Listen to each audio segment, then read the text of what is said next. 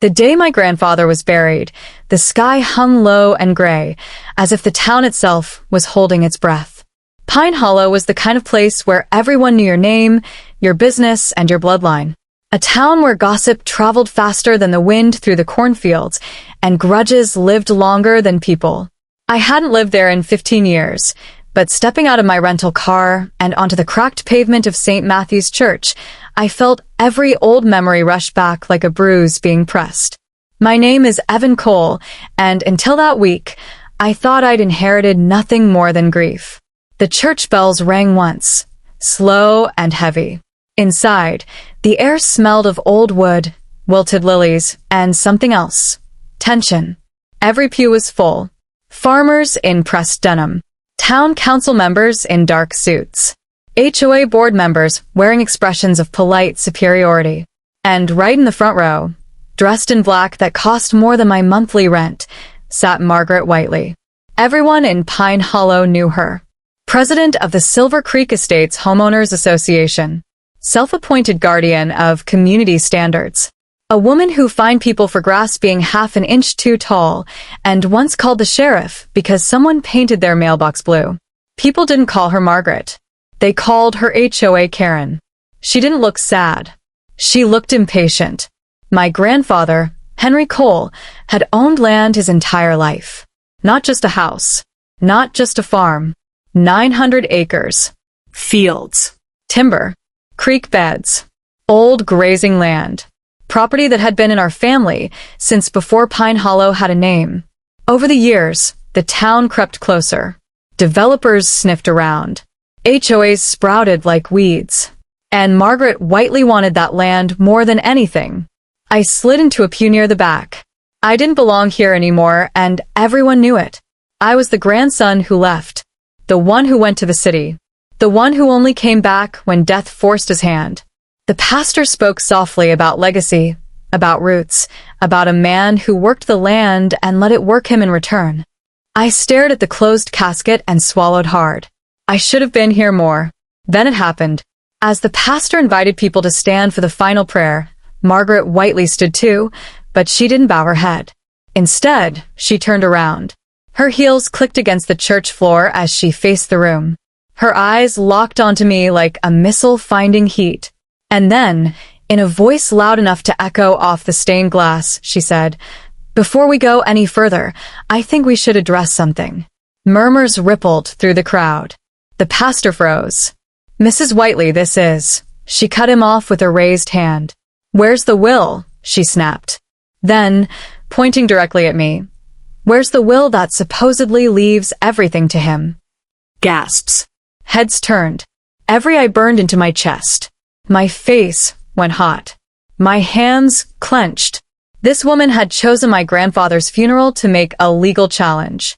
I stood slowly. "I don't know what you're talking about," I said, my voice steady despite the pounding in my ears. "This isn't the time." She laughed. Actually laughed. "Oh, don't play innocent," she said. "Henry promised portions of that land to the Silver Creek Estates development. Roads. Access. Expansion. And now suddenly he's gone, and his runaway grandson shows up." The pastor finally found his voice. "Mrs. Whiteley, please sit down." But she wasn't finished. "There was no will filed with the county," she said sharply. "No documentation. So, unless someone can produce it, that land reverts to probate, and I assure you, the HOA has an interest." That's when I felt it. Not fear. Not shame. Something else. Because my grandfather had told me something years ago during one of his rare phone calls. "They'll come for it when I'm gone," he'd said. "And when they do, let 'em." I met Margaret Whiteley's glare and spoke clearly. "My grandfather handled his affairs very carefully," I said. "And if he left something for me, it'll come out in time." Her smile was thin and cruel. "We'll see about that." She sat down. The funeral continued, but the damage was done. Grief had been replaced by anticipation. Everyone knew a storm was coming.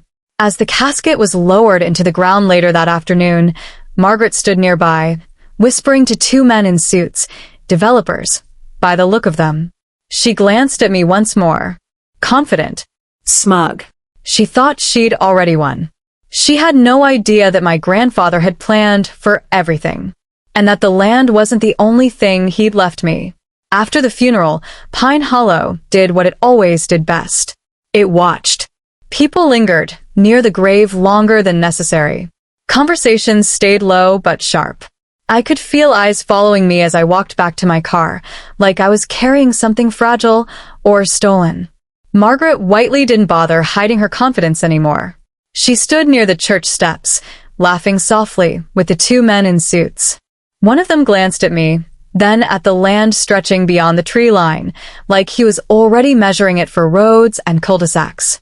I drove away without looking back. My grandfather's house sat at the far end of a dirt road, surrounded by oak trees older than the town itself. The porch sagged slightly in the middle. Wind chimes clinked softly, just like they had when I was a kid. Inside, everything smelled like dust, coffee, and time. Nothing had been touched. The coffee mug still sat beside the sink. His boots were by the door. The calendar on the wall was still turned to the month he died. I stood there longer than I expected, letting the quiet wrap around me. Then my phone rang. Unknown number. I almost ignored it. Evan Cole, a calm voice asked. Yes. This is Thomas Reed, attorney at law. I represented your grandfather, Henry Cole. My heart jumped. I was wondering when you'd call, he continued. Or rather, when they would force you to. They? I asked. He chuckled softly. The HOA. I exhaled. So there is a will. Oh, there's much more than a will, Reed said. But first, I need you to come to my office. Alone. An hour later, I sat across from a man in his late 60s, silver-haired, eyes sharp but kind. His office was modest, no flashy plaques, no expensive art. He slid a folder across the desk. Your grandfather anticipated this situation, Reed said. He was very specific. I opened the folder. Inside was a certified copy of the will, signed, notarized, airtight. And then, attachments. Land surveys. Trust documents. Historical claims. Environmental protections. Reed watched my face carefully. Henry placed the entire 900 acres into a private family land trust 5 years ago, he said. You are the sole beneficiary. I swallowed. So the HOA has zero claim, he said flatly. No access rights. No easements. No development permissions. In fact, he slid another paper forward. This land is now protected under a conservation covenant your grandfather filed quietly with the state. Any attempt to seize or develop it would trigger automatic litigation. I laughed, short, disbelieving.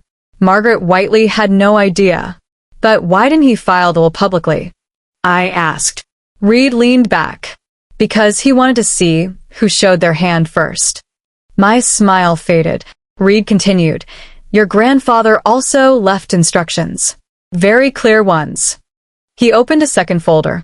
Silver Creek Estates, HOA, has been violating zoning laws for years. Improper fines. Unauthorized expansions. Selective enforcement. My stomach tightened. How do you know that? Reed tapped the folder. Because Henry paid me to document everything. Photos. Emails. Audio recordings. HOA board meetings where Margaret bullied residents. Traite lien. Forced elderly homeowners into selling at a loss. She used her position to benefit certain developers, Reed said, including the two men she was talking to today. I shook my head slowly. She thought the land would fall into probate, I said. Yes, Reed replied. And once in probate, the HOA planned to pressure the county to sell off portions for community use. He smiled thinly. That plan just died. My phone buzzed again.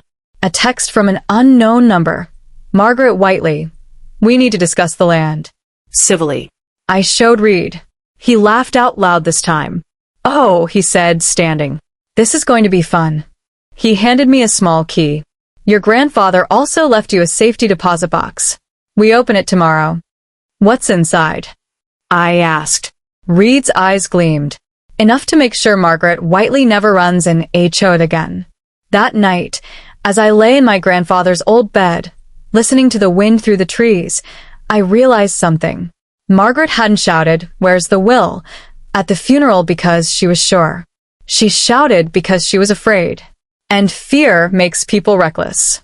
Thomas Reed's office was already open when I arrived the next morning. He didn't waste time with pleasantries. We drove straight to the bank on Main Street, the same brick building my grandfather had trusted for decades. The vault smelled like cold metal and paper. The clerk slid a long, narrow safety deposit box onto the table and stepped away. Reed nodded at me. "Go ahead." My hands shook just slightly as I unlocked it. Inside were three things: a thick, sealed envelope marked "If they challenge," a USB drive, a leather-bound notebook, worn soft with age. Reed let out a slow breath. There it is. I opened the envelope first. Inside was a sworn affidavit from my grandfather, detailing years of harassment by the Silver Creek Estates HOA. Names, dates, exact dollar amounts of fines he'd refused to pay because the HOA had no legal jurisdiction over his land. Attached was a map that clearly showed the HOA had built fencing, signage, and even underground utilities over his property line. Reed whistled softly. That's trespass. On a massive scale. Next, the USB. Reed plugged it into his laptop. Video files open one by one. Margaret Whiteley, in HOA meetings, telling residents to fall in line. Margaret threatening liens on homes she didn't like. Margaret laughing about forcing an elderly widower to sell because he couldn't keep up with standards. Reed closed the laptop slowly. "She's finished," he said. "She just doesn't know it yet." Finally, the notebook. My grandfather's handwriting filled every page. Calm. Precise. They think land is something you take, one entry read. But land remembers who protects it. Toward the back, a single page was folded. Reed unfolded it carefully. "If Margaret Whiteley attempts to challenge the trust," Reed read aloud, "file the injunction immediately. No warnings. No meetings. No compromise." Reed looked at me. He meant it. As if on cue, Reed's assistant knocked. "She's here," she said. Margaret Whiteley marched into the office like she still owned the place. Designer sunglasses. Perfect hair. That same smile, tight and practiced. She didn't look at Reed. She looked at me. "Evan," she said sweetly, "I'm glad we can speak privately." Reed folded his hands. "You are not my client." Margaret waved him off. "I just want to resolve this before it gets ugly." I slid the map across the desk. Her smile flickered. Then the affidavit. Her jaw tightened. Then Reed turned the laptop toward her and pressed play. The room filled with her own voice. "If he won't comply, we'll fine him until he breaks." She reached out. "That footage was taken illegally. It was taken during public HOA meetings," Reed said calmly. "Recorded by multiple members." Margaret stood abruptly. "You don't understand," she snapped. "That land is vital to the community. Roads, drainage. It is not HOA land," Reed said. "And it never was." She turned to me, eyes sharp now. "You don't want this fight," she said quietly. "You'll be buried in legal fees." I leaned forward. "My grandfather already paid them," I said. Her face drained of color. Reed slid one final document toward her. A cease and desist. Effective immediately. "All HOA activity on coal land must stop," Reed said. "Remove all structures within 30 days. Any retaliation will result in a civil suit." Margaret's hands trembled as she stood. "This isn't over," she hissed. Reed smiled pleasantly. "Oh, Mrs. Whiteley, it absolutely is." She left without another word. That afternoon, Silver Creek Estates held an emergency HOA meeting. I didn't attend, but Reed did. And when he returned, he looked almost amused. "They voted to suspend Margaret's authority pending investigation," he said. I blinked. "Already?" "Fear spreads fast when evidence walks into the room," he replied. Outside, the wind moved through the trees on my grandfather's land, just like it always had. Unbothered. Untouched. Margaret Whiteley had spent years controlling everything around her. Now, she couldn't even control the narrative. And the town was starting to remember who she really was. Pine Hollow had always loved a good story. But what it loved even more was a downfall. The first sign that things were changing came 3 days after Margaret stormed out of Thomas Reed's office. A white county truck rolled down the dirt road leading to my grandfather's land. Then another. Then a third. By noon, half the town had noticed. County zoning officials, environmental inspectors, a survey team, and not a single one of them had been invited by the HOA. Reed called me while I was fixing a loose fence post. They've opened a formal investigation, he said. Not just into the land encroachments, into the HOA itself. I leaned against the fence and watched a hawk circle overhead. What triggered it? Reed laughed softly. Margaret did. She filed an emergency complaint claiming you were blocking community access to shared infrastructure. And that backfired. She forced the county to look, he said. And once they looked, they kept looking. Silver Creek Estates had grown too fast. Roads added without permits. Drainage rerouted. Utility lines installed where they didn't belong. On my grandfather's land. On protected wetlands. On parcels that had never been legally transferred. Margaret Whiteley had spent years bullying individuals. She had never expected to face an institution that didn't fear her. The following Sunday, Pine Hollow's diner buzzed like a kicked beehive. She knew. Someone whispered near the counter. Built right over his property line, another said. My cousin got fined for a mailbox, and she's been doing this. I sat in a corner booth, coffee cooling in front of me, invisible and very visible at the same time. Then the door opened. Margaret walked in. The room went quiet, not the respectful kind. The curious kind. The kind where people stopped chewing. She held her chin high and walked to the counter. Coffee, she said sharply. No one moved. Finally, Doris, the diner's owner, set a mug down harder than necessary. That'll be $2.50. Margaret slid a bill across the counter. Her hand shook. She felt it now. The shift. By Tuesday, the developers had vanished. The 2 men in suits who'd hovered around her at the funeral. Gone. Their company released a statement distancing itself from any unauthorized agreements with private homeowner associations. Translation: you're on your own. The HOA board called another meeting. This one was open to all residents. The community hall filled beyond capacity. People stood along the walls. Some even sat on the floor. Margaret sat at the front table, rigid, jaw tight. Reed sat in the back. So did I. The board vice president cleared his throat. Due to ongoing investigations, we're here to discuss leadership restructuring. Margaret stood immediately. This is ridiculous, she snapped. These accusations are exaggerated. A hand shot up. Then another. Then 10 more. A woman stood. You fine me $500 because my trash can was visible for 2 hours. A man followed. You threatened a lien on my house because I painted my fence green. An older gentleman's voice shook. You told my wife we didn't belong here anymore. Murmurs turned into noise. Noise turned into anger. Margaret looked around, truly looked, for the first time. No one was afraid of her anymore. The vice president raised his voice.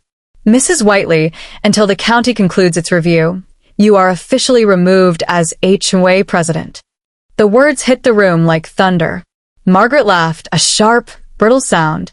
You can't do this, she said. I am this association. No, someone said from the crowd.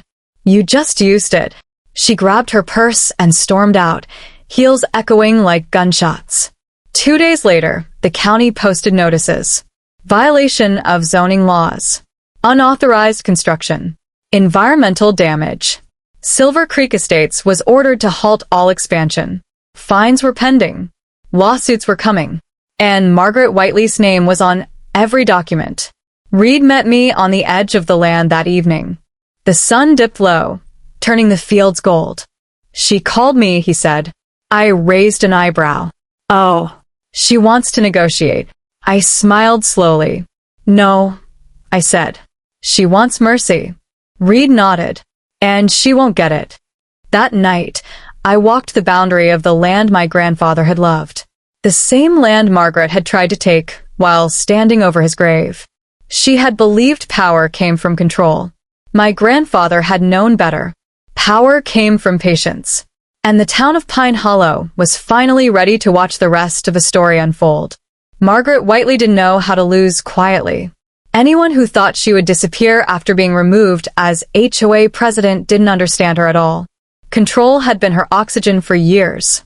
Without it, she didn't retreat, she lunged. 3 weeks after the county posted its violations, I was served papers. She was suing me.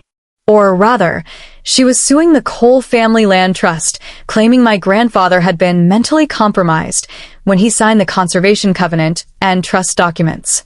Reed read the filing once, then again. Then he smiled. This, he said, tapping the page, is desperation.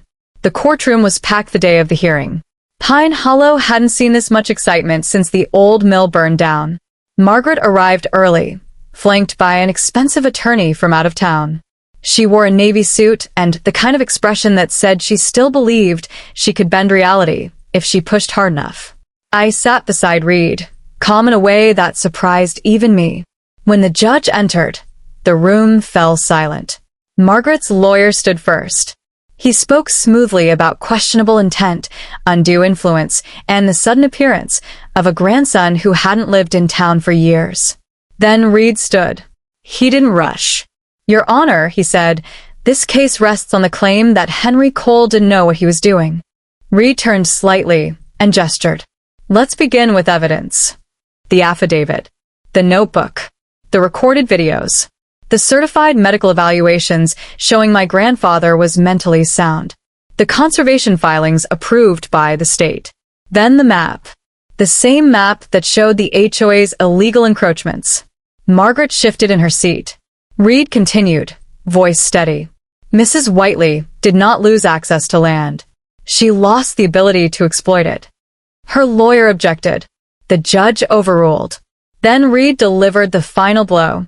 We would also like to submit documentation of retaliatory fines, selective enforcement, and financial coercion conducted by Mrs. Whiteley during her tenure as HOA president. Gasps rippled through the courtroom. Margaret stood suddenly. This is a witch hunt. The judge looked at her over his glasses. Sit down, Mrs. Whiteley. She didn't. Security moved. That moment was when she truly lost. The judge dismissed her lawsuit entirely. But he didn't stop there. He referred the HOA violations to the state. He recommended a civil review of Margaret's conduct. He allowed countersuits. Outside the courthouse, reporters waited. Margaret pushed past them, shouting, "This isn't over." But it was. Because power doesn't vanish all at once. It leaks. The bank foreclosed on her home 2 months later. Legal fees drained what savings she had. Former allies refused her calls. Silver Creek Estates restructured under new leadership. Residents voted to dissolve several restrictive bylaws, hers. One afternoon, Reed and I stood on the ridge overlooking the land. She tried to force the ending, Reed said. I nodded. My grandfather let her write it herself. The town moved on like towns always do. But stories linger. Especially ones where someone mistakes ownership for entitlement. And pays for it.